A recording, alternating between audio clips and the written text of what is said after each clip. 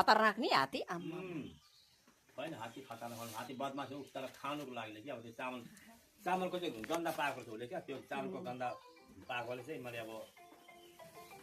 त्यहाँ यो गरेको त्यहाँ सबै त्यो छामछाम छुमछुम गर्न थालेको हात्तीले त्यस्तो रहेछ मान्छे थिएन भने चाहिँ उसले सबै त्यो खोजखाज गरेर सबै घरमा घुम्नु पार्ने थियो त्यो मान्छे भएकोले गर्दा चाहिँ ऊ पनि बसिदिइहाल्यो यस्तो सिङबाट निस्किनु पर्यो त्यही त काटेन सजिलै लिथ्यो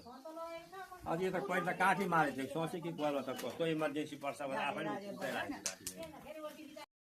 उभिएर कन्ड चाहिँ उँभो फर्काएर टाउ कतै यहाँ मुनि नै आइ त्यो मुढा सालको मुढाहरू भएकोमा आइपुग्दो रहेछ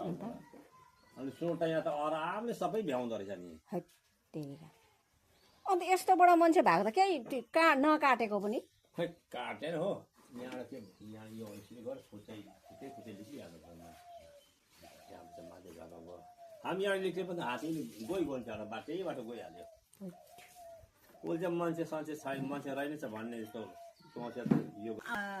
भन्नु रहेछ म त के भयो लु